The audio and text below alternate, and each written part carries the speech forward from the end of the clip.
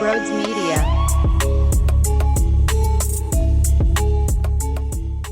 What are we doing?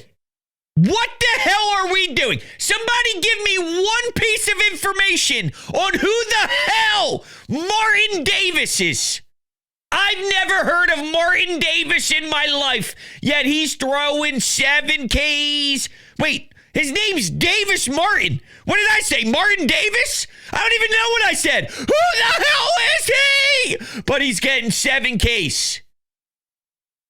Gross. After Bryce's hustle double to give us a 2-rip lead, I thought, here we go. We'll just continue to pound a squad that absolutely sucks. Instead, lefty, 2-run blast in the next half inning off Christopher Sanchez. Now, Sanchez went 6 2/3, allowed 4 earned runs, had 88 pitches on his pitch count. We're just so used to the rotation being so deadly that almost going 7 innings, allowing 4 is, didn't have his best stuff. And he didn't have his best stuff. But this is why. And I remember, I hate that I'm doing this, but when Sanchez threw his complete game and everyone's like, this is why I feel so great in the postseason. Wheeler and him, 1-2 punch, you can win any game. And I was so happy because I enjoyed the game for what it was. I was bothered that I even went down this path, but that's where it took me. And I go, yeah, but then you forget that, listen, they are human. Zach Wheeler is not pitching his best over the last couple of starts. Sanchez, beatable in this one. Luis Robert, opposite field. He took it to right field. It was unbelievable with the catch that he made out in center as well. I think he knows Dave Dombrowski's watching. I think he knows there's an opportunity to get out of that hellhole. And as long as he balls out and shows Dave Dombrowski that he's got some juice in the tank, then maybe there's something to that. But you can't just rely on that type of elite pitching to carry you through the way. Of course, you need it if you want to be a squad that has even a chance. Of course, you need it.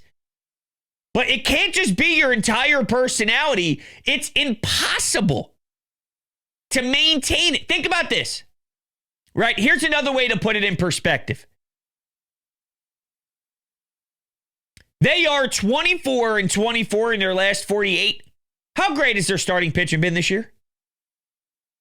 Incredible. It's been amazing. 500 baseball. 500 baseball. You need so much more than that. And I don't want to discredit the power that you bring when you have these type of elite dogs on the bump. And they can absolutely win you playoff games consistently. And I don't want to devalue what they've done all year. But again, to look at the big picture, they've been excellent for a long time. And this team has been playing 500 baseball with that. 7 innings, complete games. And then at the end of the day, 24-24. That's extremely disappointing. So I'm not really mad at Sanchez for this one. Couple of home runs. I don't like how quickly the game was tied after the 2-rip lead. But you need more from your offense. Trey, couple of Ks, a ground out into a double play. And what else was there? Nick Castellanos, JT Real Muto, hitless. It was Kyle Schwarber, who they wanted nothing to do with. Bryce Harper with a couple of knocks. And then from there, the meat and potatoes of your lineup went super quiet. It can't happen against this group, and I don't want to hear any excuses that this isn't New York and we're coming from Yankee Stadium and there was so much energy that was in that ballpark, and even with the Phillies fans there was just something about the nature of being in New York City and the Bronx. And yeah, but your job is to go compete against the White Sox and not just win the series. These are the type of series that you got to sweep. These are the type of series that you got to take all 3 in commanding fashion. Now, I'm probably going to sit here and rip them to death, and then they win the next two, and it's another series win, and blah, blah, blah, blah, blah. But still, it's a very disgusting taste in my mouth, knowing that I got to hear Rob Thompson bring up the fact that they got in late last night. They're playing the White Sox. The White Sox suck. They suck. You know what they suck. They suck. Come on, man. What are we doing here? It shouldn't even be competitive. It should be blown out of proportion by the fifth inning to the point where guys that aren't even worthy of pitching normally are in the game because it's that much of a straight up beatdown. It's crazy. I want it to be Bryce Harper and Rob Manfred's face. Get the fuck out of my clubhouse. That type of beatdown. Now, what is my thought on that? Listen. I got to do some more digging on everything of the letter of the law on what's going on here. I know salary cap talk and this and that, and there's so many layers to this. Part of me is like, all right, Bryce, that's cool. But the other part of me is, the $330 million men think a lot differently than the Weston Wilsons and the Bryson Stotts and the Alec Bohms and, those type of cats. I mean, there's layers to what type of baseball player you are, and certain teams having floors because they're not spending, not certain teams, we're all having floors, but the cap floor would then help out so teams don't have the dysfunction that they have.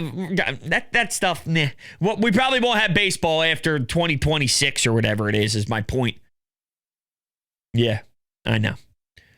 But Bryce Harper, speaking of Bryce, I guess he's very open to playing the outfield if need be. Or if Kyle Schwarber has to play left. Makes you wonder on what type of swing they're going to take. It's another day, and it's another day where I have no feel. There's 75 different rumors on exactly what's happening. Apparently, they're in the mix for Kwan. They're in the mix for Suarez. And, I laid out this whole scenario on yesterday's show or 2 days ago. And I brought up the fact that something smells fishy. And then late, I was laying in bed that same night. And I thought to myself, am I getting punked? Am I getting straight up fooled? The truth is, all these rumors, it's a bunch of BS. It's a bunch of, they're just throwing smoke out there and they're just playing the game. They're leveraging the media to sell a certain narrative. I don't know if it smells fishy. I don't know if I believe that. You know what? I don't know if I do. I think it's as simple as they want it to look as if they are in on everyone, but they're not really in on everyone. They're checking in. Big difference between checking in and being in. I don't think they're as in on all these big names as they make it out to be. They may be low price, high reward, like a Luis Robert. Now, the White Sox are playing Tommy Toughnuts, and we're not going to take anybody's prospects that we don't feel, blah, blah, blah, blah, blah. We'll pick up the option on his contract and blah, blah, blah, blah, blah. But that's all part of the game. And they are so stupid of a franchise that maybe they will end up just holding on to him because they don't value certain players a certain type of way and they overvalue him and whatnot. But whatever. Listen, my overall point is I think they want, and they being the Phillies front office, the narrative to be that they are absolutely thinking about making something massive go down. But in reality, they're not. And I hope I'm wrong, but that's where I've settled into this. It's been a lot of conflicting emotions over the last 48 to 72 hours, and unfortunately, we still got a few more days left to go. So Wednesday, Thursday, it's going to be up and down and wild and anxiety-filled, and the stomach is turning, and you're going to be waiting, scrolling on Twitter every 5 seconds until you get a Jeff Passan bomb or a Bob Nightingale, John Heyman bomb, and you're just praying that it's something significant. The Luis Robert thing, is he hitting well and hitting better over the last month or so, yeah, no doubt about it. Now, he's barely sniffing 200 batting average, just getting over the tip of that. But at the end of the day, maybe there's something to this theory. Yo, dude, if you continue to do great things, you will get your ass out of here. And maybe that's inspiring him to play with a little bit of urgency. Now, you would like to think that it shouldn't take that to move a player to do his best, but I mean, the White Sox are that much of a disaster. If you clearly see that there's nowhere for you to go because the control was all in this organization's hands and it is just wearing you down over time and over time and over time, you're going to lose your sanity. You're going to lose your mind. It's almost like being stuck in an insane asylum in a straitjacket in a white room with no windows. And then week 3, week 4, week 5, week 6, week 7, you start going crazy and you start banging your head against, I mean, that's essentially, I guess, what it is. You just lose your mind. Maybe Luis Robert lost his mind due to the incompetence around him, and he needs that shakeup. I can't believe I'm talking myself into it, but the reason why I'm talking myself into this rebuild a player type of mode is I don't think they're getting Suarez. I don't think they're getting Kwan. I don't think they're getting somebody who already is performing at a high clip because the price is going to be so much, and they've already sort of admitted that they don't want to give up the prospects, and John Middleton doesn't want to see bad baseball at CBP in 5 or 6 years as if all these kids in the minors are studs. I promise you, Aiden Miller and all these guys, I mean, we'll be lucky if one hits.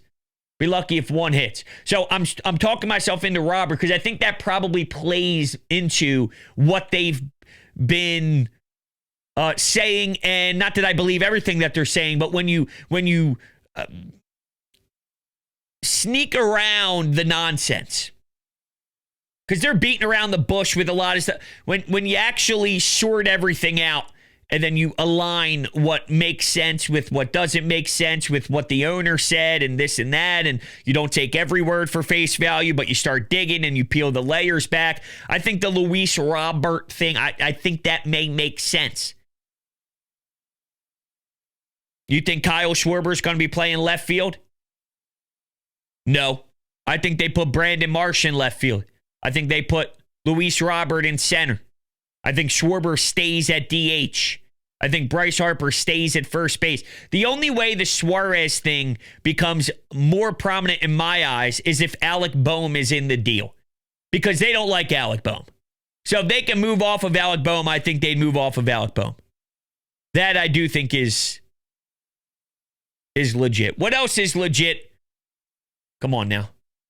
Come on now, it's this Emilio cigar, baby. My mouth, it's drooling thinking about how excellent this Emilio cigar is going to taste later on tonight. There is only one cigar to smoke on this planet, and that is an Emilio cigar. There's old school roots and new school attitude in this puppy, baby. It's so outstanding. Locally owned, 3rd generation, and made at the Fabrica Oveja Negra in Nicaragua. So this is as serious and legit as a cigar can get, whether you're going golfing, whether you're hanging out with the family, whether you're at a barbecue, whether it's just a nice summer night and you want to relax with your feet up on the back porch or front porch, you're down the shore. Dude, there is nothing better than being down the shore, listening to a Phillies game on WIP and smoking an Emilio. It's the best feeling in the world. You must join the Emilio Cigar family today. What you need to do is check out the link down below in the description. Use promo code Brodes10 for 10% off at checkout, or you can go to your local tobacco shop and say, hey, fellas, Emilio Cigars, bada bing, bada boom. They can hook you up as well. Make sure you get started with the Emilio Cigar family today. So, yeah, I mean, that's essentially where we are with this game on Monday night. I hate the 7:40 start. What are we doing? 7:40. Come on, man. Come on, I like the 640s. But it's going back to what I saw from Sanchez. Not terrible. Obviously, we've seen him be a lot more crisp. But it's hard to expect your rotation to just carry you every single day, no matter what. These guys are are putting in a lot of wear and tear over the year, and they've been shoving for so long. You got to have their back when it's not their respected day. It's hard to keep your head above water when you're asking to win baseball games with your starter going 8, with your starter going 9, with your starter going 7 and 2/3. There's going to be a day. Listen to this. There's going to be a day, even against the White Sox, where 2 home runs happen. They have 4. The opponent has 4. Win the fucking game. Win the fucking game. It's too much to ask for 5 runs against the White Sox? Against Davis Martin or Martin Davis, we don't even know his name? Please. 1 inning. You got your runs in 1 inning. In the 3rd. You kidding me? And maybe we should have seen it coming based off of what the first inning was like. Some of those at-bats are Stoddy.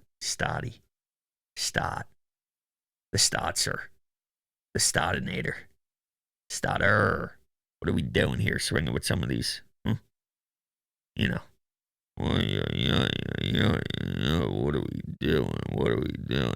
But we should have seen it. First inning, you go, what the hell was that? What the hell was that? It's crazy. Let's go to the phones. Let's go to Malcolm in Georgia.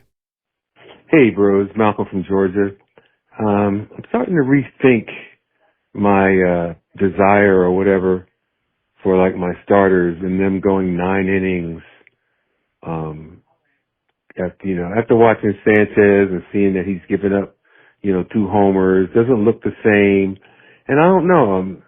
I'm beginning to think that there's something to going 7 innings, going 9 innings, and how that affects you in the 5-day rest that they have, that they don't come back the same. I think Sanchez has gone 9 innings before, and I'd be interested in knowing if after that, how'd he come back after that game? Did he win? Did he lose? And then also with Zach Wheeler, when he did that, 9-inning complete 1-hitter, it was great. It was fantastic. But he just hasn't been the same for the last 3 starts.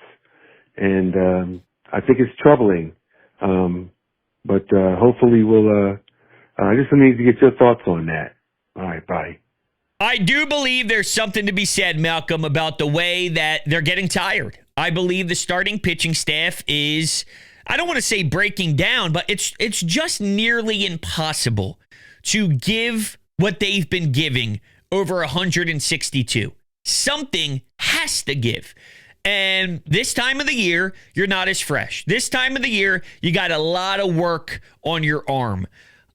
At the same time, and I mentioned this in last show, you also have to realize that we've seen Zach Wheeler pitch deep into a World Series. We've seen Zach Wheeler pitch deep into the NLCS. We've seen Zach Wheeler last year in the postseason. That's added miles as well. Now, if you're going to be great and you're going to be consistently in the mix, then you got to figure it out, right? You must know that your season's going to be longer. Your off season's going to be shorter. But, the Phillies seem to be dancing around trying to get them right at the end of the year the best they can. It seems to be something that they're pushing for a while now. Is we don't want to, well, for a while there was we need to start off hotter. And then they started off hotter and it's, we don't really care about how we start. It's just how we finish. And they just keep going in circles on how to attack the best. And it's a tricky line, right? Because on a day-to-day basis, and no disrespect to anybody out there, I do the same thing. I react on a day-to-day basis.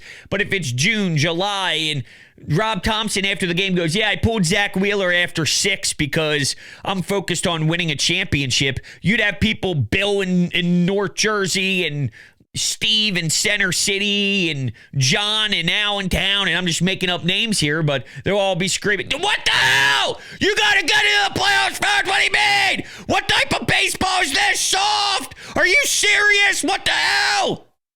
He could have went 9. Does nobody appreciate good pitching anymore? But then you get here and you wonder if they're not able to keep up their consistency because after a complete game, their body's just not able to stay upright and strong after a few deep games. They did it with Ranger Suarez. After a few starts of 7 innings in a row, they pulled him early. We wondered if he was injured. We were waiting for the post-game presser. It wasn't the case. They're just monitoring the situation. So you saw it a bit with Ranger, who does have a track record of that happening. We haven't hit it yet for Sanchez. We haven't hit it yet for Wheeler. But maybe this starts to spin the idea. And then during August, when you're in a race for the NL East, this is the balance. This is where things get tricky. And I'm not saying it's easy. And I need time to process exactly the right way to do it. But if you're battling for the division, if you're battling for the NL East, if you're battling to get your ass into the postseason, I don't know if you got the luxury on a random day in August to not worry about Zach Wheeler going 2 extra innings. It's not like you got a reliable bullpen, okay? You don't have a reliable bullpen at all. So it's not as if you could go to a 3-headed monster to close out a game in the 7, 8, 9, and you just say, Zach, thank you for your 6 innings of work at 71 pitches, but we're going to let you rest and let you cool. You did your job. We're going to win the game, and everyone's going to have your back. You don't have the luxury of doing that, and you got to win games. So how do you find that balance? But I understand you bring it up. I think it needs more, not more research, but for fans, I need to sit on that and digest exactly how I think it should go moving forward, because it is a very uncomfortable conversation. Valuing winning games now, valuing watching someone pitch at an epic rate. You're going to pull. How do you think Zach Wheeler's going to feel? Rob Thompson walks up after the 7th when he's at 74 pitches. He's allowed 3 hits, no earned runs. He walked 1 batter. You're going to yank him out of the game because in 4 months they have a playoff game? And in theory, it's, oh yeah, you should know that, right? Wheeler, dude, I got the bigger picture in mind. The reason why I wasn't going to the All-Star game and things of that nature is I want to put my body in the best position to help our team make a run. So if he's willing to not be a part of the All-Star stuff and everything like that, then he should be willing for an inning or 2. But he also wants a Cy Young. Now, you don't want personal accolades over wanting to win a championship. But this is the competitor that Zach Wheeler is, and what makes him so special is he is the competitor that he is. It's a very difficult thing to balance. But I do think it's worthy of bringing up. I do. All right, let's go to Grady here. Now, listen to this. This was before the White Sox series. I can see on my timestamp here. Take a listen. Yo, what up, Brodes? It's Grady here. Hope you're doing well, man. I just wanted to call and spread some positive energy after that Yankee series, because I don't know if you've checked the schedule, man, but we've got a tough stretch coming up. And I'm not talking about the White Sox. What I'm talking about is how we need to walk in there and we need to sweep their ass. Oh. After what we should have done to Boston and what we should have done to the Yankees. We need a freaking sweep.